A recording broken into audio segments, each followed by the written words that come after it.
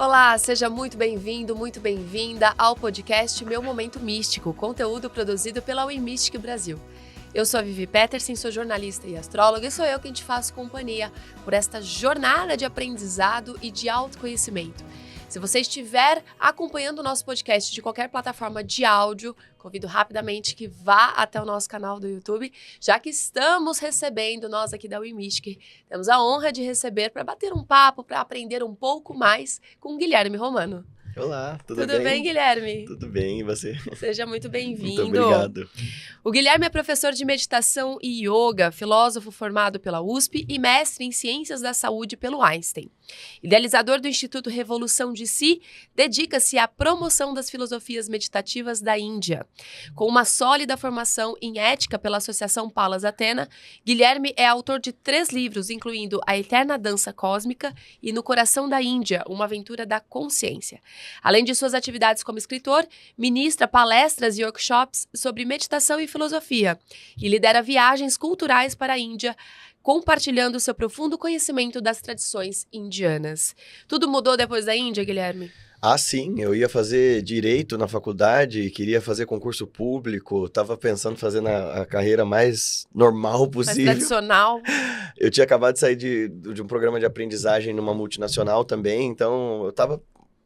Embora a espiritualidade sempre tivesse feito parte da minha vida desde criança, eu queria ter uma vida paralela bastante usual, bastante estável, entre aspas, né? Embora nunca tenha sido o meu rolê, né? Sim. Assim, mas depois da Índia não tinha como, né? Eu passei um mês lá, recém-feito 18 anos, encontrando mestres, tendo experiências... Foi super novo. Eu nunca tinha saído do país a primeira vez que eu fui. Eu saí, tinha acabado de fazer 18 anos, fui sozinho. E no meio das viagens, eu comecei a pensar, poxa vida, desde criança tem tanta coisa sendo me dada, em termos de conhecimento, de mecanismos de transformação, eu preciso passar isso adiante. Então, quando eu voltei, eu estava ainda no cursinho, eu falei, não, mas não tem sentido eu fazer direito, né? Vou fazer errado. Fui fazer filosofia, que era uma coisa que eu gostava, eu falava, bom, preciso de um respaldo acadêmico para aquilo que eu quero passar para as pessoas. Já gostava bastante das humanidades e da filosofia. E foi muito bom, porque ir para a filosofia foi me deparar com uma área de pessoas quase que em sua maioria céticas em relação a tudo que eu vivi, em relação a qualquer tipo de misticismo ou espiritualidade, mas que me deu base para o meu discurso argumentativo, me deu forma para formular ideias e tudo mais, e também me apresentou o aspecto da filosofia indiana dentro da academia. Então, embora a USP seja super conservadora em termos de outros tipos de filosofia que não a europeia, você tinha na letras o departamento de sânscrito. Então, lá tinha para estudar tanto a língua sânscrita como cultura e pensamento da Índia Antiga, que é a filosofia indiana. Então, lá eu comecei a estudar formalmente aquilo que eu já estudava com os meus gurus, informalmente não, mas de forma tradicional, né? Então, eu fui estudar a Índia tanto na sua forma acadêmica como na sua forma espiritual, por assim dizer. E como que você define o autoconhecimento através da filosofia indiana? Eu acho que através de todas as filosofias é o autoencontro, é o trabalho a cada dia para a gente se deparar com o que há de luminoso e com o que há de sombrio dentro de nós e reconhecer e integrar tudo isso. O autoconhecimento é um processo de trabalho, na verdade, né? A gente acha que autoconhecimento é uma coisa que se adquire, é uma coisa que se conquista pronta, né? Como se fosse alguma caixinha que a gente compra, abre e, nossa, agora eu me conheço. Mas nós somos um devir. Que é isso? É um vir a ser, é um processo. Nós somos processo inacabado, em contínua transformação, em contínuo contato com tudo o que há. Então, autoconhecimento é um processo de trabalho, de autoinvestigação e que depende de uma série de coisas. Depende da gente se expor ao mundo com paciência, cuidado, delicadeza, compaixão e se expor a nós. É lembrar que assim, olha, eu sou o centro das minhas percepções, mas eu sou um centro super comprometido. Todas as minhas formas de ver, julgar, admitir o outro, pensar o mundo e pensar sobre mim estão enviesadas, estão comprometidas pelos meus preconceitos, pelos meus traumas, pelos meus gostos e desgostos. A Índia vai colocar para nós, então, as tradições que a gente chama de dhármicas, né? Aquelas que vão aprontar para nós o Dharma, aquela lei verdadeira, cada uma à sua maneira, o budismo, o Vedanta, Sankhya, Tantra. Vai mostrar para nós que assim, olha, vamos partir do ponto de partida de que você não sabe tanto quanto você supunha que você saiba. Então tá bem, você é o centro da sua percepção, Mas assim como quando a gente está olhando as coisas com uma, sei lá, com um voal, com uma cortina, você não vê direito, assim como quando você está vendo com uma janela suja, você não vê direito, também a sua percepção não está tão clara sobre quem você é. Sobre você. Uhum. Então, o ponto de partida é começar a se perguntar, mas não dessa forma genérica, né? Se perguntar com muita seriedade, calma, quem sou eu? Quem sou eu para além dos rótulos? Quem sou eu para além das etiquetas? Quem sou eu para além das ideias? Convenções sociais, né? Isso, porque é muito fácil a gente dizer quem é você, a gente começa a dizer eu sou jornalista, eu sou filósofo, eu sou professor. Sim, a gente tá assim. Mas o que a gente é de fato, para além disso, né? Aí, sempre quando você pergunta isso, a pessoa vai dizer, aí é difícil. É claro, se fosse fácil, teria iluminado em cada esquina, mas Ou nem estaríamos aqui, né? Também. E como que você... Hoje esse é um assunto bem importante da gente falar, até por conta do acesso, né, de informação que nós temos. Hoje parece que o autoconhecimento, que os grandes estudos, eles estão cada vez mais acessíveis, né, por conta da internet e redes sociais. Como que você definiria o papel do guru ou de um mestre nessa jornada de autoconhecimento? Ele continua sendo o mesmo de sempre. Não muda muito. Não, o problema é que a sociedade e a necessidade das coisas na nossa sociedade mudaram. Então, veja, guru é aquela que remove as trevas da nossa ignorância, né? Guru em sânscrito significa pesado. É aquele que carrega o peso do karma ou da ignorância do discípulo.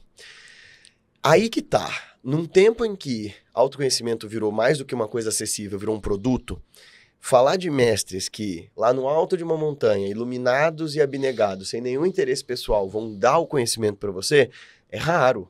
A gente fala que é raro achar um mestre de verdade hoje, mas vamos pensar bem, era raro antigamente também. Era raro ter acesso à leitura antigamente. Sim. Então, eles nunca foram populares, eles nunca foram muitos. Mas a gente entende que o grande mestre, embora eu ache que o papel de professores e do guru seja fundamental se a pessoa quer se iluminar, e aí se iluminar é chegar no máximo do autoconhecimento, é chegar naquele lugar em que o sofrimento não existe mais, em que a ignorância não nos afeta mais, é chegar no lugar, sei lá, de um Jesus, de um Buda, enfim. O guru, em última instância, é o si mesmo, é o Atman, é o self. No fim das contas, eu não gosto dessa ideia muito New Age de dizer assim, meu guru sou eu. Não é exatamente isso. O guru é essa potencialidade de a gente aprender com tudo o que está à volta.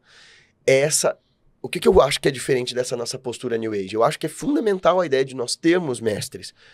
Porque mesmo o Ramana Maharshi, sabe, aquele grande sábio de Arunachala que com 13 anos se iluminou, ele falava que ele tinha guru. Embora a iluminação dele tenha parecido espontânea, quando perguntava, mas cadê teu mestre? Ele apontava para a montanha atrás dele, Arunachala.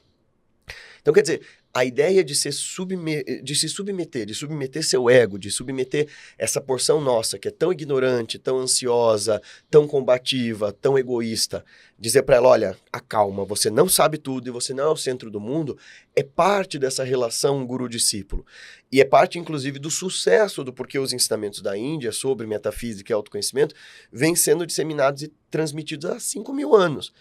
Quer dizer, a gente tem esses grandes conhecimentos da humanidade sendo produzidos por todas as culturas. Isso é fato. Mas por que a Índia teve sucesso nisso? O Yogananda dá uma pista sobre isso na abertura da autobiografia de um yogi, né? Ele diz, olha, a relação guru-discípulo se tornou a característica fundamental que preservou a Índia de destinos parecidos com o do Egito e da Babilônia. Quer dizer, das grandes civilizações do passado, China, Egito, Babilônia e Índia, a Índia manteve o conhecimento espiritual apesar das invasões europeias, das invasões islâmicas, das invasões de todos os tipos.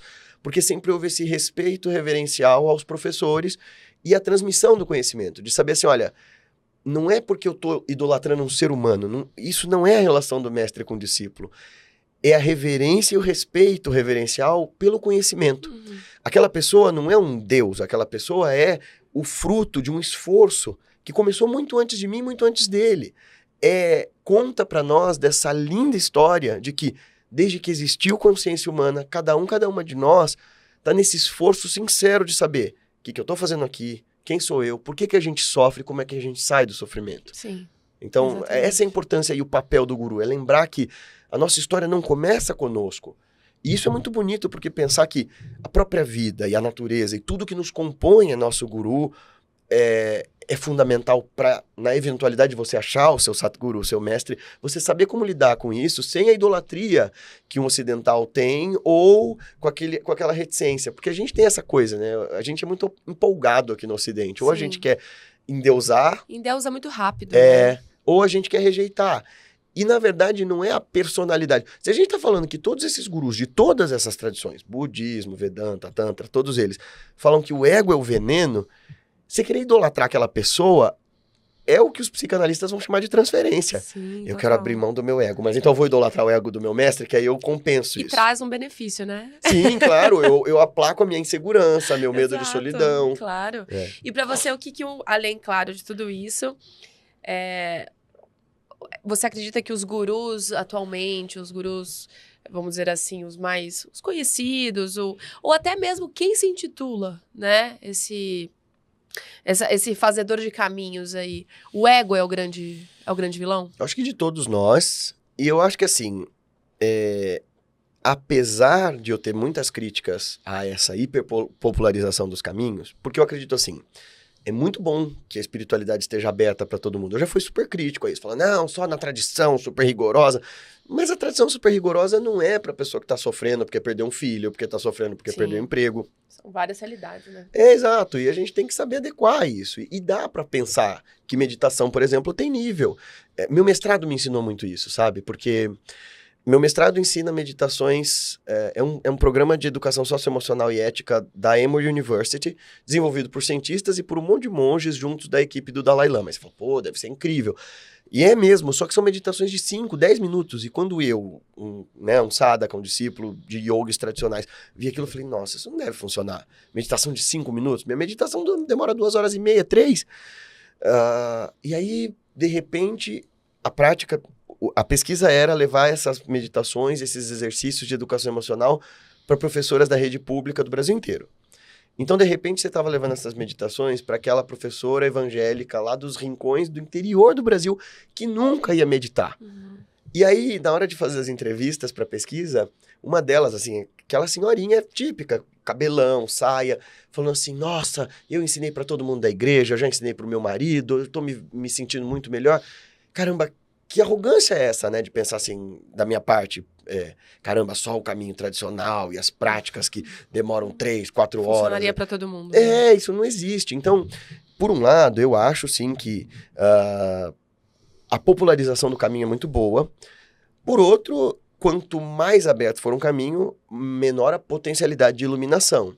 Justamente porque quanto mais exposto também está o guru ou o auto-intitulado guru, quanto mais gente tiver para dar tapinha nas tuas costas e dizer, nossa, mas você é foda, você né? Você é incrível, nossa. Chega uma hora que você começa a dizer, talvez eu seja mesmo, né? Não tá... Tem que ter muito autoconhecimento para estar blindado disso, né? E, Guilherme, o que você acredita que seja o maior desafio para quem tá buscando a espiritualidade hoje? Tem 2. Eu acho que são simultâneos. E claro que a gente pode resumir, qual os mestres falam assim, a ignorância. Mas essa ignorância se desdobra em 2 coisas, eu acho. Uhum.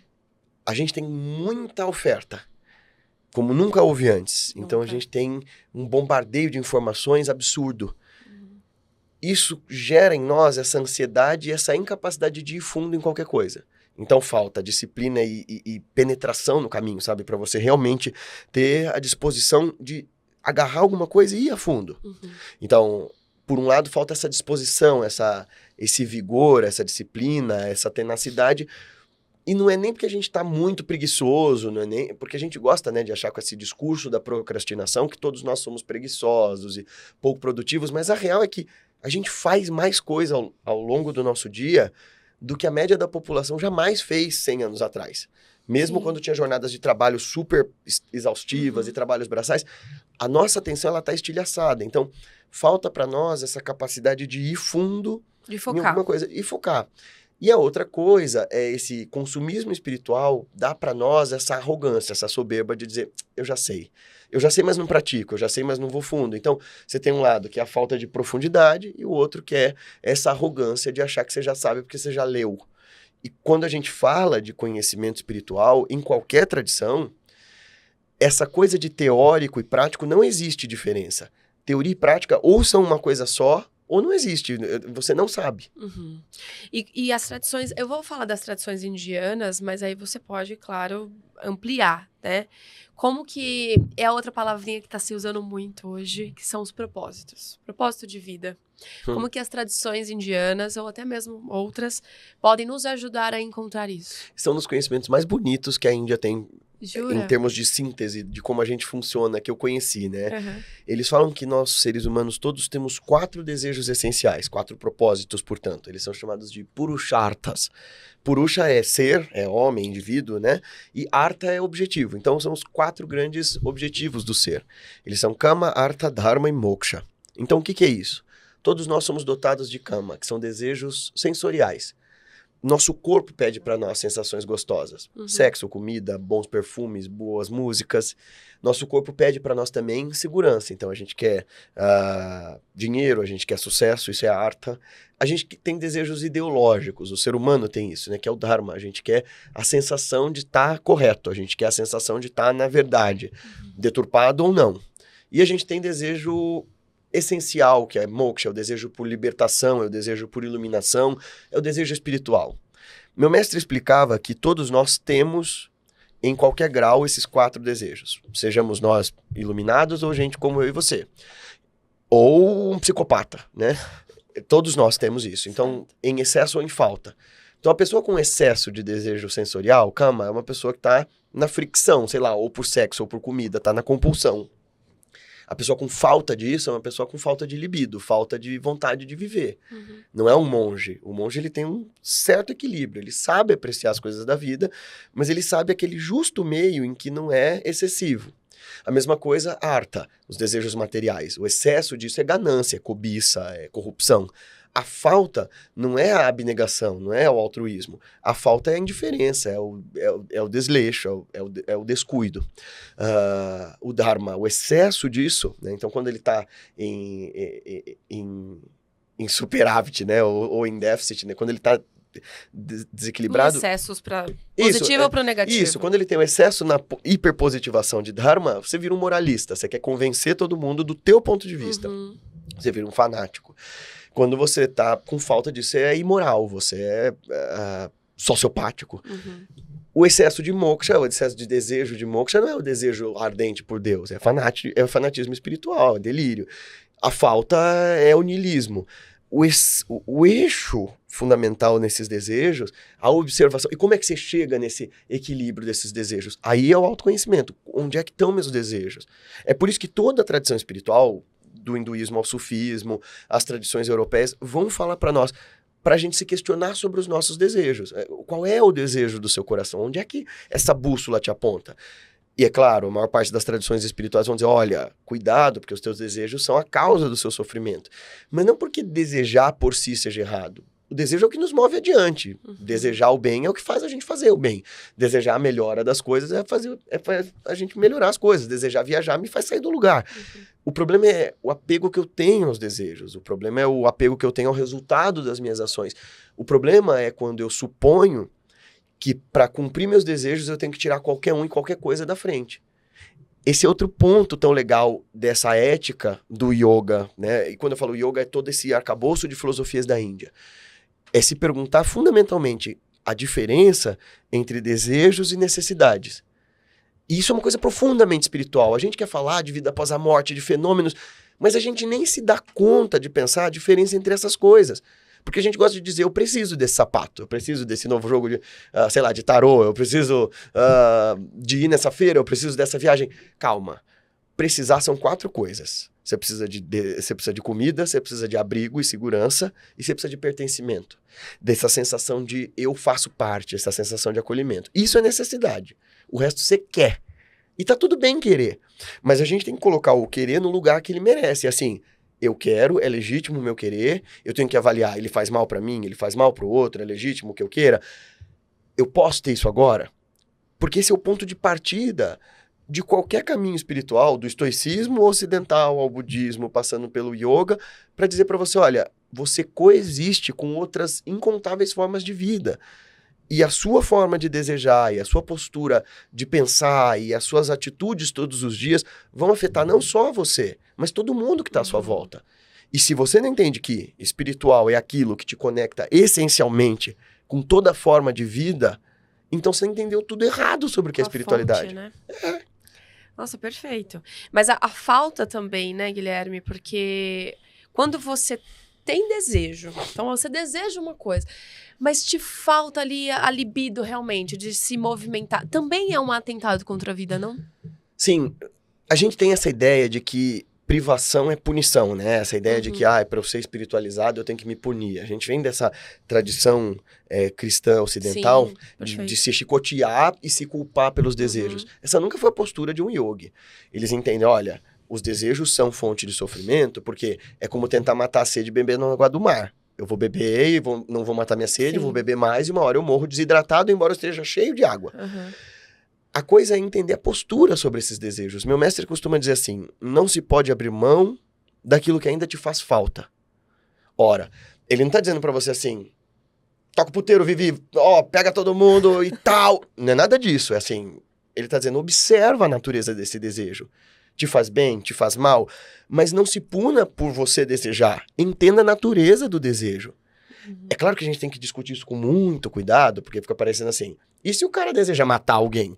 Então, você vai pro psiquiatra. É outra parada, gente. Vai pro psicólogo, vai pro psiquiatra, calma. É desvio, né, de comportamento, personalidade. Enfim. Mas a questão é que eu não vou me culpar se eu amo outra pessoa. Eu também não vou acreditar que porque o meu desejo é legitimado, nossa, eles estão falando que a gente pode desejar. A gente não tá dizendo com isso que ao você desejar estar com outra pessoa, essa pessoa tem a obrigação de estar com você. Exato. Você tem que entender a natureza do desejo. E por que ele fala que não se pode abrir mão daquilo que ainda te faz falta? Porque esse abrir mão que o mestre tem, do tipo, olha, eu não preciso mais de dinheiro, nem de sexo, nem de nada, eu achei outra coisa que preencheu tudo isso. Ele também falava isso, né? Nunca tire nada de alguém se você não tiver algo de melhor para pôr no lugar. Essa coisa proselitista da gente querer convencer o outro da nossa religião, do nosso ponto de vista, e dizer o que você tá acreditando é errado. Calma, você tem algo muito melhor para dar para essa pessoa? Se não, então fica quieto. A ideia de não se pode abrir mão daquilo que ainda te faz falta é observe de onde surge o desejo, perceba em que grau você dá conta de ir atrás desse desejo sem fazer mal para ninguém e nem para si, e se ele é legítimo, dê conta de exercê-lo. Inclusive porque nas teorias reencarnacionistas da Índia, todas elas, a gente volta para esse mundo não é para se aperfeiçoar nem nada, é porque a gente fica frustrado e quer de novo repetir as experiências. A abordagem da reencarnação, nas tradições todas, aliás, né, fora as daquelas que nasceram no século XIX, é que assim, reencarnar é um mau negócio, né? A gente volta pra cá porque a gente tá frustrado, a gente volta pra cá porque a gente... Tem dívidas. A gente volta pra cá porque a gente essencialmente se sentiu endividado conosco e com o outro, assim, né? Isso é o karma. Eu quero a compensação, eu fiz fazer direito dessa vez. Ou eu fiz direito, então agora eu quero poder gozar disso. Então, a ideia é essa, assim, observa a natureza do desejo. Isso é o que o Buda explica nas 4 nobres verdades, né? Olha, existe sofrimento no mundo, para todo mundo, para todos os seres. Você entendendo a natureza do sofrimento, ele deixa de existir. E você entende a natureza do sofrimento pelo caminho, pelo nobre caminho óctuplo, né? Então, a ideia é assim, olha, entenda a estrutura dessa pessoa que deseja. Antes de se culpar por desejar, e esse é o ponto de partida de todas as práticas meditativas, quem é esse que está desejando? Quem é esse que está pensando? Quem é esse percipiente? Né? Quem é esse que observa isso tudo? Por detrás das etiquetas, esse monte de vozes aí tagarelando na nossa cabeça, quem está por detrás olhando pacificamente para tudo isso? Perfeito. E só uma questão, quando você fala das leis, tudo do que entende, né? A Índia... qual que é? E eu acho super importante a gente abordar isso, porque as pessoas também têm uma visão muito deturpada sobre prosperidade. Né? Então, se eu quero muito, eu estou pecando com Deus, com a entidade, enfim. E se eu quero pouco, então eu estou dentro de um caminho espiritual adequado. O que a Índia fala sobre prosperidade? E lembrando que não é só a financeira. Sabe que é engraçado? Porque... desde sempre lá, eles souberam colocar as coisas nos seus devidos lugares. Então, assim, dentro de determinado papel, seja o melhor possível ali. Se você está no papel de um estudante, seja o melhor estudante. Se você não está no papel de um chefa de família, que é o que nós estamos aqui, né? Trabalhando no mundo, pagando conta, eles dizem, olha, é legítimo que você prospere, para que essa prosperidade auxilie todos os seres. É engraçado isso, esse senso de comunidade, como viver entre nós humanos, sempre foi difícil, até hoje mas assim, a nossa vida em termos de peste, guerra, fome, sempre foi difícil na antiguidade. Então essa noção de aquele que é espiritualmente desenvolvido, se prosperar, prospera para o benefício da comunidade toda. Prospera para promover educação, para promover saúde. Então, a ideia de que a prosperidade, a geração de abundância, ela não é deslegitimada nas tradições dármicas. A questão é assim, se você quer percorrer um caminho de yoga, né, um caminho de iluminação, você vai ter que começar a observar que essas coisas que você acha tão importantes na vida material, elas são delusórias e uma hora você vai ter que abrir mão delas. Ok. Mas no Tantra, o legal do Tantra é que você pratica as duas coisas ao mesmo tempo, né? O que a gente chama de Bhoga e Yoga. Dualidade. São as dualidades. É mais do que isso, é integrar os polos, né? Se a gente está falando de não dualidade, então não pode haver diferença entre o caminho de yoga, o caminho da iluminação, e o caminho de Bhoga, o caminho do desfrute. Se eu estou afirmando que Deus, essa suprema realidade, essa infinita consciência, bem-aventurança e existência, é tudo, então ele é o caminho da iluminação para além do mundo, mas ele é o mundo. Ora, então cada coisa que me aparece é Deus olhando para mim de volta. As pessoas que eu encontro, as pessoas que eu amo, as pessoas que eu odeio, o dinheiro que eu faço, o dinheiro que eu perco, todas essas coisas é essa magnânima consciência experimentando a si mesma.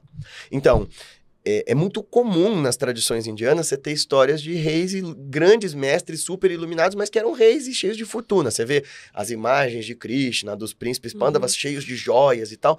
Essa ideia da opulência é aquele que é desenvolvido espiritualmente, mas que também desempenha um papel no mundo, ele faz parte do ethos dele viver uma certa abundância. É muito perigoso falar isso nessa época de coach e desse discurso da prosperidade que faz parecer que assim... Deus é fácil. Que é fácil e que outra coisa, né? Essa coisa calvinista de que é um sinal de que Deus gosta de você, você tá ganhando dinheiro. Isso não é necessariamente verdade. O que eu tô querendo dizer aqui não é ilegítimo querer prosperar. Mas também não é uma condição necessária ao desenvolvimento espiritual. Nem que sim, nem que não. Eu costumo... E aqui é a crença do Guilherme, não são as filosofias indianas, tá? Eu acho que o que há de mais sagrado em observar as coisas do mundo como sagradas, por exemplo, sei lá, sacralizar o dinheiro ou sacralizar o sexo, não tem a ver com a gente ritualizar isso ou investir todo um discurso metafísico de, olha, você tá prosperando porque Deus gosta de você, olha, você tá, sei lá, você tá com gente bonita saindo com você porque Deus gosta de você. Não é isso. É viver com naturalidade, responsabilidade, ética as coisas do mundo. Isso é a coisa mais espiritual que a gente pode fazer com as coisas do mundo. É viver com parcimônia e com atenção. Equilíbrio. Isso. Equilíbrio. Isso. E manter a vibração, a energia, né? Porque é aquilo, se a gente é a imagem e semelhança da fonte... Tem uma história muito legal que eu gosto, que é uma história da tradição Sufi, sobre essa história dessa relação com a prosperidade. Não sei se você já ouviu. É a história do sheik pescador. Diz que o grande mestre Ibn Arabi estava passando por um vilarejo que tinha um cara que era muito devoto, era um cara extremamente desenvolvido espiritualmente, e ele era tão piedoso e tão humilde que ele era um pescador, que todos os dias ele pescava tudo que ele podia e ele comia uma única cabeça de peixe todos os dias, e o resto do tempo que ele não estava pescando, ele estava rezando, e ele distribuía esses peixes para as pessoas. E ele conhece o Ibn Arabi, pede para ser discípulo do grande sheik e tal. E o Ibn Arabi inicia ele e tal. E diz, olha, mas você é tão desenvolvido que agora você pode ser um mestre também. E volta para a terra dele. O sheik pescador tá lá fazendo as coisas dele, de mestre pescador. E um dos discípulos dele diz, olha, eu tô indo para Andaluzia, onde mora o Ibn Arabi. Ele diz, nossa, você vai encontrar meu mestre. Faz um favor, quando você for para lá, pergunta pro meu mestre por que eu não tô mais desenvolvendo espiritualmente. O discípulo comerciante fica meio desconfiado, pensando, poxa, mas peraí, meu mestre come uma cabeça de peixe por dia, como assim ele não está se desenvolvendo? Ele vai, viaja, chega lá na cidade em que dizem que morava o Ibn Arabi e fala, onde é que fica a casa desse grande mestre? Os caras falam, olha, naquela mansão ali no topo da colina. O cara olha e fala assim, aquela mansão? E ele entra, jardins gigantes com fontes de água. E cadê o Ibn Arabi? Ah, ele tá vindo naquela procissão. E vem um monte de gente acompanhando o cara num cavalo gigantesco. Ele pensa, meu Deus, esse velho almofadinhas. Como é que eu vou perguntar isso? Meu mestre só come uma cabeça de peixe. E aí, quando ele tá chegando, o Ibn Arabi olha pra ele e fala assim, eu sei porque que você tá aqui. Vamos lá conversar. Diz pro teu mestre o seguinte, ele não tá mais se desenvolvendo espiritualmente porque ele é apegado demais à matéria. Aí o comerciante fica encafifado, né? Fala assim, meu Deus, esse cara milionário, numa mansão, fala que o meu mestre que come uma cabeça de peixe, como é que eu vou contar isso pro cara? Ele vai parar de comer. Ele volta pra casa triste, aí todo mundo reunido na casa do mestre pescador, todo mundo faz os exercícios, e o comerciante lá no fundo, o mascate, ele fala, ai, caraca, eu vou fingir que eu não tô aqui. E é claro que o sheik pescador vê, ele fala, e aí, você encontrou meu mestre? Ele fala, encontrei. Então, e aí, o que ele te falou? Então, mestre, olha, você me desculpa, eu não concordo com o que ele falou, mas, olha, me desculpa mesmo, mas ele te disse assim, ele falou que o senhor não desenvolve mais espiritualmente porque o senhor tá pegado demais à matéria. E para surpresa do discípulo comerciante, o sheik pescador cai chorando de joelhos e se ilumina e diz, como é sábio e santo o meu mestre. Aí fala, peraí, não entendi nada. Aí ele diz, então... Ele falava, porque, poxa vida, o senhor come uma cabeça de peixe por dia e o cara mora numa mansão. Ele fala, então, pois é, mas o meu mestre, sábio como é, possui todas aquelas coisas, mas nenhuma dessas coisas jamais o possuiu. Ele já andou por todos os lugares do mundo, já se vestiu de todas as roupas que precisou usar, e da mesma forma que ele tem aquela casa, ele pode deixar de ter e nada disso faria diferença para ele. Já eu, faz 30 anos que todos os dias como uma única cabeça de peixe todos os dias, mas não tem um dia que eu passe sem pensar como seria bom comer o resto do peixe. Nossa. Perfeito. Essa é a definição, né? Impressionante. Eu já ouvi, essa eu não tinha escutado ainda, mas já ouvi aquela, eu não sei contar em detalhes, mas da vaquinha. Ah, sim. Que também é um bom exemplo. É uma outra história da tradição, né? É assim, da tradição. Os sufis usam, os hindus usam, que é aquela história de que tinha uma única família, né? Tinha um mestre e um discípulo andando juntos. Tinha eles passam ou se hospedam na casa de uma família pobre, cujo único modo de vida era uma vaquinha magra, né? E aí, à noite, o mestre fala pro discípulo, vai lá, cata essa vaca, joga do abismo. Aí o cara fala, você tá maluco?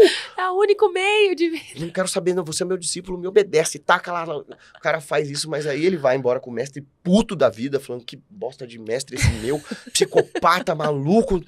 Aí o mestre passa uns meses, ele vê que o cara tá bravo com ele e fala assim, vamos fazer o seguinte, vamos voltar pela mesma estrada? E eles chegam lá na fazenda e a família tá próspera. Tá próspera, mansão. E aí ele fala, mas o que aconteceu aqui? Não sei, cara, alguém jogou, a nossa vaca tropeçou no abismo e quando ela morreu a gente precisou se virar, então precisamos A gente precisou se movimentar, é isso aí, é fenomenal, tá vendo? São esses pequenos contos que trazem um grande ensinamento, é impressionante. Guilherme, você pode explicar um pouquinho pra gente o significado simbólico de Kali? Ah, sim. Na destruição do ego, inclusive. Sim, sim. Bom, Kali é a grande deusa, é uma das formas da grande mãe, né? Então, ela é um dos aspectos do que a gente chama de Mahadevi. Devi é deusa, Maha é grande. Não, é grande deusa. É Deus como mãe do universo. Então, Kali é seu aspecto terrível, né? Então, aquela iconografia dela com a língua de fora, a lenda dela é bem legal. Diz assim que apareceu um demônio chamado Raktabija. Então, nascido do sangue. Cada vez que cortava um pedaço dele, as gotas de sangue que caíam no chão criavam ciclones. E aí os deuses estavam tentando lutar contra ele, não conseguiam, então veio Durga, né, a forma guerreira da grande deusa, de longos cabelos, montada num leão, com várias armas nas mãos. E não importa quanto Durga cortasse, decepasse, amassasse, atirasse flechas, Raktabija continuava a nascer em vários exércitos. Então ela perde a paciência e da testa dela salta e se transforma a Kali, né? A negra. Né? Kali é a negra, mas não só como pele negra, mas é escuridão, não luz. Não luz. Então ela vem e devora os demônios todos. Então ela vai decepando e comendo, por isso ela tem a língua grande assim. Aquela cabeça que ela segura na mão é o Raktabija, né? Então ela tá segurando o sangue dele. A coisa da Kali é que ela é a deusa da destruição. Ela vem e vai destruindo tudo o que tá velho, tudo que... Ela não diferencia em algum ponto. Claro, ela é a grande deusa, ela diferencia, mas na lenda ela vai destruindo tudo que tá no caminho, sem pensar se é bom ou se é mal. Então Shiva deita-se como um cadáver, o esposo dela deita como que morto no chão. Quando ela toca o marido com os pés, ela olha para baixo e pensa, meu Deus, matei até ele. E ela se envergonha e volta a ser Parvati. A simbologia é a mãe do universo. Os ciclos de destruição do universo, eles são expansivos e depois eles se retraem de volta numa forma pacífica. Mas se a gente quiser olhar a forma mais esotérica da Kali, como a mãe bem-aventurada, e não só na lenda do Purana, ela está ali com uma das mãos abençoando todos nós, então tudo aquilo que é destruído é para que algo novo nasça. Aquela guirlanda de cabeças são os vários egos nossos que são destruídos por Kali, que ela vai matando, e a gente pensando, meu Deus, quanta provação na vida, mas na verdade são essas podas necessárias. Isso é uma coisa muito bonita da mitologia indiana, porque o demônio ele não é o inimigo definitivo de deuses. Os deuses são deuses, então assim, eles são os adversários dos deuses, mas eles são rivais inferiores. Então mesmo a Durga, quando mata o búfalo, né, uma Mahishasura, no final, quando ela tá matando ele tá sempre com aquela carinha de bobo, assim, mas é porque ele tá em adoração, entendendo? Olha, ela tá matando o meu ego. Então, a mesma coisa o Raktabidya. Nós todos somos esse demônio. Nós somos o Mahishasura, nós somos o Raktabidya, e nós estamos pedindo para Deus, ajuda aqui. Me ajuda a me livrar da minha própria condição egóica, demoníaca, por assim dizer, que me faz causar sofrimento. Então, essa guirlanda de cabeça são as nossas muitas encarnações, até que a encarnação final seja decapitada e nós nos tornemos essa expressão feroz de Deus. A guirlanda de braços é que todas as ações competem ao divino, nós não agimos, nós só seguimos esse grande fluxo. Cada uma das armas tem seu significado, né? O Trishula são as 3 energias, Pará, Pará e Apará, então quer dizer, a gente pode chamar assim, é o grande poder da deusa de Icha Shakti, o poder de desejar, Kriya Shakti é o poder de fazer, e Jnana Shakti é o poder de saber.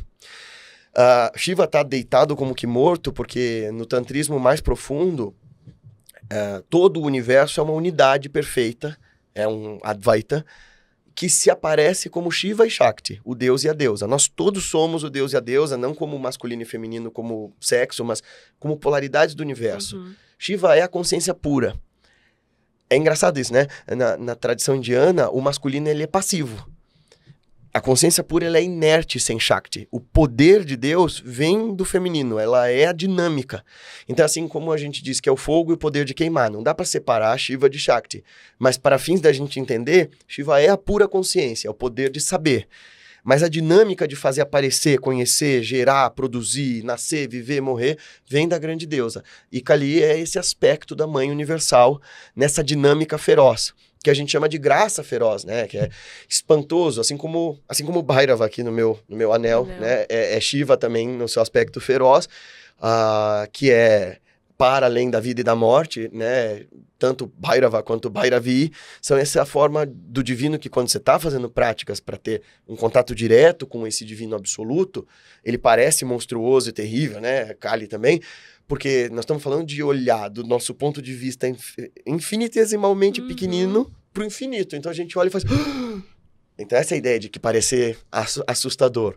Mas eu sou muito devoto de um mestre chamado Ramakrishna, que viveu na Índia no século XIX, e ele tinha Kali como mãe. Então ele deitava aos pés da estátua, chorava com ela, conversava com ela como mãe, e ele falava para todo mundo, né? Como vocês a veem como terrível, como vocês a veem como odiosa, se eu só vejo a mãe do universo. E tem um canto para ela, que quem diz que és escura, né? Escura como a escuridão, o fim de tudo. Ó mãe divina, muitos sóis, muitas luas estão brilhando em teu corpo. Então essa é a ideia. E é engraçado porque a gente pensa na destruição como algo ruim, né? Então, dependendo, é claro, da tua jornada, das tuas escolhas, as destruições acontecem, mas todos nós passamos por encerramentos em vida, né? Sem dúvida. O tempo todo. E a busca de qualquer místico, em qualquer via espiritual, tem de ser morrer antes de morrer. Eu tenho que olhar... E quando a gente fala disso, é tão engraçado, as pessoas acham tão romântico, mas não é pra burro. Essa é a parada que todo mundo esquece quando a gente quer entrar em caminho espiritual. A gente acha que é gostoso, fácil, bonitinho. Meu filho está se pedindo para se virar do avesso. Você está pedindo para olhar no espelho da tua consciência e reconhecer. Parte do sofrimento que eu vivo, sou eu que causo. Então eu vou ter que me desmontar e me remontar de novo. É um quebra-cabeça interno. E assim, é aquela que a gente sempre fala aqui no meu momento místico. O autoconhecimento, ele é uma jornada E não dá pra voltar. Não tem como Uma desver. vez que você se conhece, você não pode desconhecer. Falar, não gostei, vamos voltar. Não dá. Exato. Né? E os desafios, eles são proporcionais, né, Guilherme? À medida que você vai evoluindo e você vai abrindo, os desafios vão chegando exatamente na mesma proporção. O que a gente tem que ter, eu percebo muito isso, assim, nos atendimentos, né? Eu também atendo tanto o pessoal que quer orientação na prática meditativa, o pessoal que quer acompanhamento terapêutico. Eu vejo a galera querer falar sobre mística, eu acho que você tem percebido muito isso também. As pessoas querem o caminho místico, mas com uma forma de entretenimento espiritual. Eu quero o caminho mais fácil, né? Eu quero que seja gostoso, eu quero que seja rápido e simples. Eu vou fazer um ritual aqui, uma magia aqui, pronto, eu tenho aqui toda a minha prosperidade e tal. Eu quero um bypass, né? Eu quero um bypass místico pra fazer assim... Mystic pass. Isso não existe. Caminho espiritual dói, demora e dá trabalho. Opa! Não tem atalho. E esse é o rolê. As pessoas querem brincar de espiritualidade, mas na hora que a gente diz, escuta, parte disso é olhar pra tua sombra. E saber que você é isso aí. Não tem essa história... A gente gosta de dizer, isso aqui é meu ego. Então, quem é esse ego? É você, caceta. Desculpa. É verdade. Pode falar. Mas, assim, o Krishnamurti falava isso, né? Quando falavam pra ele assim, é ego. Que ego? Me apresenta esse senhor. Quer dizer, claro que existe essa instância em nós que é o ego. Mas não é um outro ser, cara. Não é uma entidade. É você. Exato. Então encara isso. Você tem que encarar a sua própria sombra. Perfeito. E aí, na hora de falar de encarar a sombra, as pessoas correm. Então precisa-se de muita coragem para trilhar um caminho espiritual. Você acha que é uma particularidade hoje da galera, no geral? Ou os mais novos estão mais querendo esse caminho mais fácil? Tudo pensando no princípio que eles estão numa geração que tudo é um clique. Eu acho que é do nosso tempo. Os mais novos têm esse imediatismo, sim, mas eu acho que é do nosso tempo. Porque a gente criou um sistema de existir em que qualquer coisa tá na palma da minha mão. Sim. Pensa, a gente veio de um mundo que se eu queria... Tá bem, nós tivemos de um mundo bem confortável. Se eu queria comer fruta, se eu queria comer carne, eu ia na feira, eu ia no mercado. Não era como dos nossos bisavós, tataravós, você tinha que plantar, matar, né? Mas mesmo assim, você tinha que ir em algum lugar fazer alguma coisa, né? Agora a gente tá num lugar em que, pra eu ir no mercado, pra eu comprar qualquer coisa, eu clico. Então é muito simples. Como é que o caminho espiritual não é assim também? A gente vê isso muito A gente até trouxe outras pessoas pra gente falar sobre as religiões de matriz africana, que fala sobre, né, incorporação, que é aquela velha polêmica de sempre. E todo mundo acha que eu vou entrar hoje num terreiro, vou fechar os meus olhos e vem a entidade ali naquele momento. E não é assim. A gente fala dos witch talkers, que são... A galera hoje tá muito, né, baseada nisso. Aqui entre nós, como alguém que viveu a incorporação de um jeito muito sinistro durante muito tempo, assim, meio o exorcista, eu fico horrorizado de ver a medialização que estão sendo feita dos rituais mediúnicos. Porque pra mim, assim, eu vim de lugares muito tradicionais, na Umbanda, no Candomblé, onde eu aprendi. Não se filma uma entidade, assim, gente, pelo amor de Deus, isso aqui é sagrado. Se é sagrado, você não prostitui isso botando no YouTube de qualquer jeito, sabe? Uma vez, das poucas vezes que conversei com o Gasparetto, por causa das vindas aqui, assim, uma dos assuntos que a amiga que nos apresentou, eu falei pra ela, falou assim, cara, como que vai na televisão falar disso? E ele ainda tinha todo um jeito muito sério de fazer um trabalho com isso, né? Independente da opinião que as pessoas tenham sobre ele, ele tinha um trabalho muito consistente. Sim. Mas eu perguntava assim, como que você põe isso na TV? Porque eu vim de um lugar que, sim, não se filma essas coisas. É claro, deve ser a minha postura, mas é que eu acho que o sagrado ele tem que ser colocado num lugar... E não uma crítica ao Gasparetto, tá? Eu tô contando uma experiência que eu tive de eu discutir isso com ele quando eu era muito pequeno. E...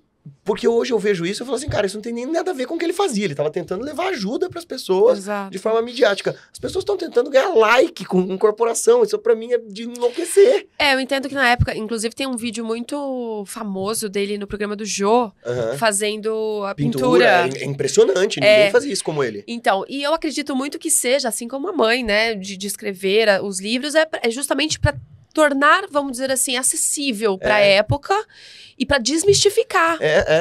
Né? Porque antigamente a gente pensava em incorporação como um ato de obsessão. Hoje não, né? E eles foram os precursores disso. Sim. Mas hoje tá totalmente E banalizado. o que eu quis dizer é assim, eu vim de um tipo de treinamento, né, na Umbanda e no Candomblé, em que filmar isso era, tipo, Não, proibido. Hoje em dia até conversa com a câmera. Gente, assim... Eu Entidade, seu Zé Pilintra. eu fiz até uma react, porque tem gente falando que tá incorporando dragão e Jesus Cristo. E assim, a coisa tá escalando e as pessoas precisavam. Isso foi uma frase que meu mestre, meu grande guru, me passou e mudou meu paradigma sobre como olhar mediunidade. E por isso que o Guilherme, médium da época, sei lá, de 10, 12 anos atrás, mudou completamente. Eu não quero mais falar de fenômeno, porque ele disse na época pra mim, olha... Para você ser um bom médium, é imperativo que você seja antes um yogi. Aí eu, o que isso significa? Bom, para eu intermediar o contato, ser médium entre uma consciência e outra, para eu ter a pretensão de transmitir a sabedoria de um ser para outro, eu tenho que ser um yogi. O que é um yogi? Alguém que está unido, íntegro, integral, acalmado, apaziguado. Então, o yoga é a união do ser consigo, do ser com todos os seres, do ser com Deus. Ou eu me conheço a fundamental motivação das minhas emoções e dos meus desejos, ou eu não tenho condição de intermediar nem a minha fala para as pessoas. É isso que... Tem que ter o mínimo equilíbrio, né? E de coerência também, né? Assim, você tem que saber, por exemplo, entender discurso.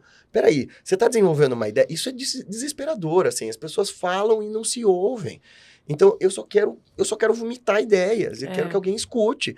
Não existe nenhum encadeamento lógico, assim, você começa a ouvir e fala assim, meu Deus, mas antigamente, sabe, o preto velho lá do terreirinho pequeno tinha uma lógica tão bonita no ensinamento, agora é qualquer coisa. Qualquer coisa. Vamos falar um pouquinho de vida e morte.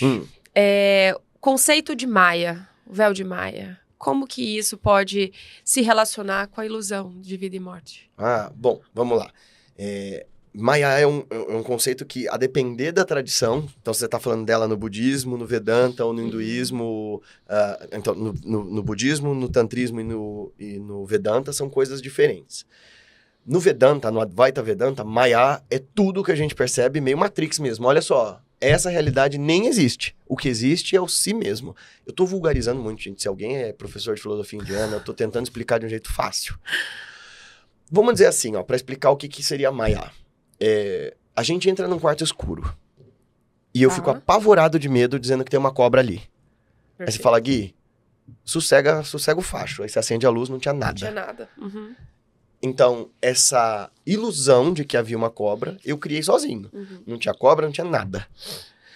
O que é delusão? Que algumas tradições tântricas vão dizer que é isso. O mundo existe, mas a nossa percepção dele está completamente comprometida. O que eu chamo de real não está nem perto de ser o que a realidade é. Então, eu chego no quarto escuro, fico apavorado porque eu vejo uma coisa ali e digo, menina, tem uma cobra aqui, socorro! Todas as reações psicofísicas, a sudorese, o pânico, taquicardia, são reais. E tem um negócio lá. Só que aí você acende a luz para mim, era uma corda enrolada. Ora, parece uma cobra no escuro, mas não era uma cobra. Então, isso é delusão. Essa é a diferença entre ilusão e delusão. Maya, no Tantra, não é uma coisa ruim. A palavra é como se fosse truque. É a mágica da grande deusa, Kali, se você preferir, para enfeitiçar a gente nesse sonho, nesse grande jogo em que eu penso que eu sou o Guilherme, você pensa que você é você, e as pessoas que estão assistindo a gente pensam que são si mesmas separadas, e são finitas, e pensam que são seus corpos, e pensam que são seus sentidos. É esse truque de mágica de fazer que eu pensar que eu sou esse corpo finito e tudo mais.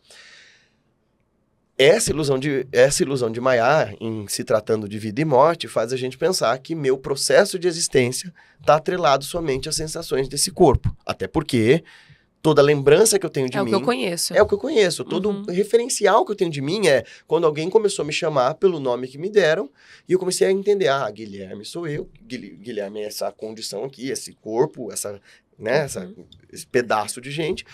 E o que não é Guilherme é alheio a mim. E o Guilherme começou a se entender Guilherme lá na infância. O dia que o Guilherme morreu, eu acabo. Isso é Maya, de certa forma. Então, é esse apego às sensações imediatas que fazem eu pensar que o centro da minha percepção direta, sensorial e mental é o centro do universo inteiro. Perfeito. E como que a filosofia indiana encara a vida após a morte? Bom. Mas primeiro a gente tem que pensar assim, né? Então, tá bom. Se eu não sou esse corpo, eu sou o quê? Essa é a gênese das práticas meditativas. É eu sossegar todos os meus sentidos para investigar como um cientista o que acontece aqui e o que acontece depois. Certo. Então, dependendo da tradição, todas elas vão dizer que a gente reencarna. O que reencarna que varia muito. Então, as tradições hindus, das quais eu sigo, vão dizer que a gente tem um diva, que é o que a gente chamaria de espírito na nossa tradição ocidental, né? Não é o Atman, o si mesmo, não é o meu Atman e o seu Atman. Existe um ser só. No fim da história, nós somos essa grande consciência experimentando a si mesma em milhões de formas. Perfeito. Trilhões de formas. Mas o diva, a singularidade de cada um de nós, esse conjunto tão fascinante de desejos, memórias, sonhos, é o que vem transmigrando e voltando para o mundo de novo, em infinitas formas, em infinitas roupagens. O que acontece depois da morte, a depender da tradição, é que a gente vai para uma espécie de intermédio, né, de mundo intermediário. Essa erraticidade até a gente voltar para algum mundo, para algum plano. Agora, onde eu acho que está minha crença nisso tudo... Porque aí você lê o livro tibetano dos mortos, aí você lê Chico Xavier, e eu penso, a gente não faz a mais puta ideia do que acontece quando a gente morre. Nenhum de nós. E de verdade, Sim. assim, eu com experiência mediúnica, tiriri, tororó, digo, a gente não dá conta. Porque nós estamos falando de uma realidade que não é dos nossos sentidos. Então, mesmo quando você tem uma experiência fora do corpo, você traduz ela, quando você volta... para o seu... O seu subconsciente, né? O que tipo você, quando o que a você gente, entende. Isso, é quando a gente pega um super arquivo e compacta ele no WinRAR. Então, assim, você traduz ele para a linguagem dos olhos, ouvidos, boca, nariz, tal, que você tem. Tudo que você sabe. E não dá, porque é outro rolê. O que os mestres sempre dizem é, a morte é continuidade do que você está fazendo da sua vida aqui agora. Então, viva bem e... como um processo psicológico, você vai ser encaminhado para algo bom.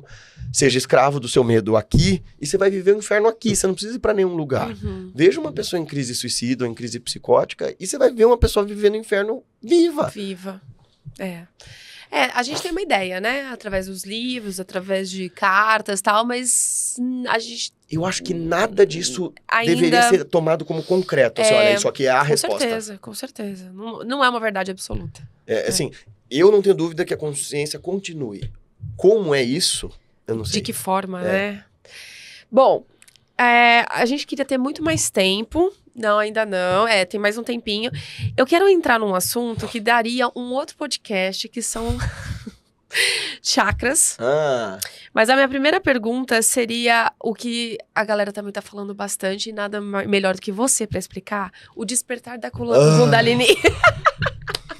A gente tem que falar, Guilherme, a gente tem que falar. Não, eu gosto de falar, mas é porque é desesperador. Eu sei, tem muitas coisas. É o despertar do Trimelique, né? Por favor, diga pra nós, os telespectadores, os ouvintes, de uma forma, vamos dizer assim, simples, né? Você explica de uma forma simples, mas o que é, de fato, e por favor, como a gente desperta? Tá. De forma simples, rápida e direta, Kundalini não se desperta de um jeito pai-pô, não se desperta com a indução de alguém, não dá. Kundalini, Kundala, significa enrolada, espiralada. Então, ela é energia vital concentrada na base da coluna. Ela é a deusa do universo em você. O que significa isso? Ela é a força que te mantém vivo. Então, quer dizer, pensa assim, que se todo esse prana shakti, toda essa força do universo, essa energia universal, precisasse ser contida num recipiente, num receptáculo, para você ficar aí. Você, ser infinito, tem que se ver finito. Essa força é Kundalini. Ela te traz para o corpo e ela está na base da coluna porque é o lugar associado à sobrevivência, ao instinto de sobrevivência, ao instinto de autopreservação, que você temos, mas até uma ameba tem. Quando você tenta, né, perfurar a ameba no microscópio, ela se encolhe instintivamente. Ora, ela é essa força paradoxalmente magnífica e bela que te mantém vivo no corpo, mas te mantém preso nele. Assim como a respiração. A respiração te dá a vida, mas ela te rouba a vida. É o mesmo oxigênio que vai fazer a morte das células, né? Que vai depois, lá na frente, fazer a apoptose e tal. Então, os indianos, observando essa força vital que nos trazia ao mundo, também nos prendia nele. Então, é a mesma coisa que o ar. Por isso que o pranayama é uma das bases para despertar a Kundalini, né? Porque é esse ar que me enche de vitalidade, me enche de disposição, mas também me prende ao mundo. Porque se eu prendo a minha respiração, eu me sinto... É um exercício da respiração. Então, a Kundalini é a energia vital, só que ela tá ali adormecida. O nosso corpo se alimenta, energeticamente falando, por vários canais sutis, que a gente chama de nadis. Os 3 principais são Ida, na esquerda, Pingala, na direita, e Sushumna no centro. Esse Sushumna está fechado. Então, é onde subiria a energia da Kundalini, onde a cobra vai subir. Essa energia, ela só pode ser desperta por procedimentos iniciáticos yógicos muito delicados. O que é despertar a Kundalini? É entrar em Samadhi. O que é entrar em Samadhi? É através de procedimentos meditativos esotéricos muito bem orientados, você entrar no estado de supraconsciência. Eu já entrei. Então, calma, sossega. Samadhi é um estado no qual o batimento cardíaco despenca, quase desaparece, a respiração quase desaparece, os olhos, por exemplo, não piscam. Existem inúmeros graus de Samadhi, mas uma coisa é fato. Ninguém que entra num Samadhi volta igual. É um transe. É um transe, mas de um tipo que ele reorganiza até mesmo as sinapses do teu cérebro. É um transe que, de fato, produz em você o verdadeiro despertar da consciência. Há ali um estado de reestruturação da vida. Não na superficialidade e no imediatismo que a gente vê a galera vender. Então, assim, eu não acredito em nenhuma dessas pessoas vendendo o despertar da Kundalini, porque quem faz isso é mestre iluminado. E, assim, despertar a Kundalini espontaneamente, sem orientação de um mestre, é enlouquecedor. Depois de 15 anos de prática, e já tendo samadhis, já tendo um monte de coisa, fui fazer uma dessas práticas tântricas que eu nem sabia que deveria fazer uma dessas coisas. E eu sentei para fazer isso num Shaktipitan, que é um centro de força lá na Índia e tal. E eu tava fazendo de qualquer jeito, eu não tava esperando nada disso. Teve uma experiência muito profunda, eu encontrei com 2 yoginis, com 2 deusas, assim. Eu não sabia que era nada disso. Foi assim, tava fazendo a prática, comecei a fazer E eu tinha muitos anos de prática. Eu já tinha noção de perder a consciência do corpo, de tudo virar luz, biriri, bobó. Mas eu tava lá fazendo esse negócio, tava fazendo meu mantra de qualquer jeito, comecei a suar frio, a me tremer todo. Uhum. E a sensação era que eu via sem ver 2 pessoas comentando alguma coisa. 2 personalidades femininas. E que eu, por associação mental, pensei, nossa, minha mãe e minha tia. E não eram, né? Não tinha nada a ver. E elas falavam alguma coisa assim, olha, o grande rahasya é blé blé. Aí eu, o quê? Sabe quando parecia que tinham censurado o grande segredo da coisa toda? E elas falavam assim, o grande segredo é... Aí eu falava, calma, Guilherme, se você entrar na noia, você vai ficar preocupado, você vai pirar aqui, calma. Eu comecei a suar e me tremer, aí eu liguei pro Acharya, que é um dos meus gurus, o meu guru tântrico, falei, tá rolando isso aqui. Ele deu risada, falou, faz isso, isso e isso, continua aí. A sensação que eu tinha era, se eu for ali, parecia que havia um ali, eu vou acabar. Eu tava todinho, assim, foi uma coisa muito enlouquecedora. Eu não sou um sadhaka iniciante, eu tô fazendo isso há muitos anos. Eu tava dentro de um templo lá em Arunachala, os indianos tudo me cercando, porque acontece essas coisas, eles começam a achar que você é iluminado. Uhum. E eu falava, segura a onda, tô sozinho aqui. Eu tava com uma amiga ainda, né, me cutucando. Eu falei que ela broxou meu samadhi. Que ela tava ali, tá tudo bem, tá tudo bem, tá tudo bem, tá tudo bem, tá tudo bem. Tá tudo bem. Ai. Eu quase enlouqueci. Eu passei o resto do dia com tremedeira e calafrio, parecendo que eu tinha tido um estado de pânico. Uhum. Depois, a experiência foi se consumar meses depois. Eu fui perguntar isso pro Acharya, meu guru tântrico, ele disse assim, esse foi um despertar da Kundalini bem suave. Eu quase enlouqueci. E ele falou assim, isso aí não foi nada, menino. Então essas pessoas falando que estão tendo trimilico no chão e estão despertando no Kundalini, e eu não tô dizendo, minha Kundalini despertou. Eu tô dizendo, eu tive um lampejo disso. Uhum. E a sensação é, eu vou acabar. Porque eu encontrei com essas deusas, essas protetoras do caminho, as yoginis. Aí ele falou, você encontrou com yoginis, ha. Eu não sei o que isso significa, eu não tô aqui afirmando pra você acreditar em nada, eu tô dizendo assim, eu fazendo os procedimentos iniciáticos todos bonitinhos, eu quase tive um siricutico. Aí as pessoas acham que elas vão fazer assim, e vão despertar o quê? Despertar com Kundalini de verdade até o fundo, essa energia sair da base da coluna, chegar ao topo da cabeça, seja na Kriya Yoga, que é a minha tradição original, que você faz isso de um jeito mais suave, sátrico, seja nas tradições tântricas, que são quem dominam esses segredos, é um processo que leva muitos anos e significa se iluminar.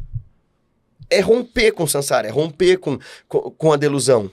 Isso se faz com muitos anos de prática. Um treino, né? Isso! Você tem que ter treino de respiração, de postura, de mantra, tem que ter iniciação, acompanhamento de mestre. Não se faz em final de semana, não existe isso. O nome disso é indução hipnótica. Eu gostaria de ver qualquer um, assim, tá feito o desafio, qualquer um desses malucos que sacode a mão, qualquer um deles fazer eu ter qualquer negócio. Não rola, não dá. Isso não é Kundalini. É a energia mais bonita, mais sagrada. O Yogananda, eu até gravei um vídeo pro canal agora. O Yogananda fala, as pessoas querem associar a Kundalini à energia sexual, e não é isso. Ela é energia vital. Ela tá associada ao sexo, porque o sexo produz vida. Mas ela é uma coisa boa, benéfica, poderosa, mas que não se desperta com ritual sexual, ela não se desperta com orgasmos trimilicando no chão. Ela se desperta com prática meditativa, paciente e silenciosa. Iniciada por um mestre e que te leva à iluminação.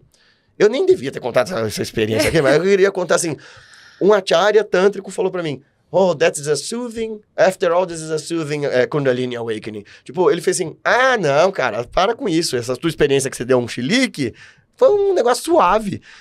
E aí a galera acha que assim, tipo, olha, depois de tantos anos, sabe, o que acontece é, não, Guilherme, então você tá querendo dizer que a sua experiência tem que balizar de todo mundo? Não é a minha. É que todos esses 5.000 anos de tradição transformaram o yoga, todos esses yogas, o tântrico, o vedântico e tal, em ciência, porque existe método. Ciência é aquilo que, tendo um método, eu posso reproduzir, não importa quantas vezes eu reproduza, eu vou chegar no mesmo resultado. Perfeito. E eles têm contraindicação, eles têm aviso. Então, assim, a ciência para estudar Kundalini chama-se yoga. E se você não sabe yoga, você não sabe nada de Kundalini. Nada. Se você não sabe o que é Nadi, o que é prana, o que é mantra, não é a mesma coisa. Não existe. Não dá. Só isso. Só isso. A gente tá já no final do episódio. Quais são os próximos planos, Guilherme? Cursos, projetos, conte pra gente. Bom, eu tô indo agora em setembro pra Índia, mas já tá fechado o grupo. Estamos indo só com o pessoal da Kriya Yoga pra fazer os Himalaias indianos. Mas agora em janeiro, nós temos uma nova peregrinação, o curso que a gente dá na Índia chama-se Atma Sadhana. Então, as disciplinas que revelam o eu, o si mesmo. Então, nós vamos pra Bodh Gaya, onde o Buda se iluminou, vamos pra Varanasi, a cidade de Shiva, Shankara, Lahiri Mahashaya, tantos mestres, para Amritsar, onde tem o Templo Dourado dos Sikhs, para Haridwar e Rishikesh, e depois nós vamos para o Nepal. E lá eu vou dar em cada uma dessas cidades práticas meditativas, aulas de história e filosofia e um texto de algum mestre ligado àquela tradição. Então é um curso completo, certificado e apostilado, que as pessoas podem fazer o norte da Índia todo, ou parte do norte e o Nepal. E no Nepal a gente vai estudar o tantrismo, porque o tantra indiano, o tantra hindu, se preservou mais no Nepal do que na Índia. Olha só. O meu guru mesmo é de lá, né? Então nós vamos pro Vale de Katmandu. Então quem quiser ir com a gente agora em janeiro, tem poucas vagas, mas é um curso muito completo, e das coisas que eu faço, acho que é a mais potencialmente transformadora, porque é um retiro dinâmico em 20 e poucos dias. Né, também. Além disso, tem nosso curso lá no Instituto Revolução de Si, todos os domingos a gente faz o estudo dos textos espirituais. A gente está estudando agora um texto da tradição Sufi, então a gente estuda textos da mística cristã, como a Noite Escura da Alma, textos do Vedanta, do Tantra, do Sankhya. É um curso contínuo, todo domingo, das 8h30 às 11h, no horário de Brasília.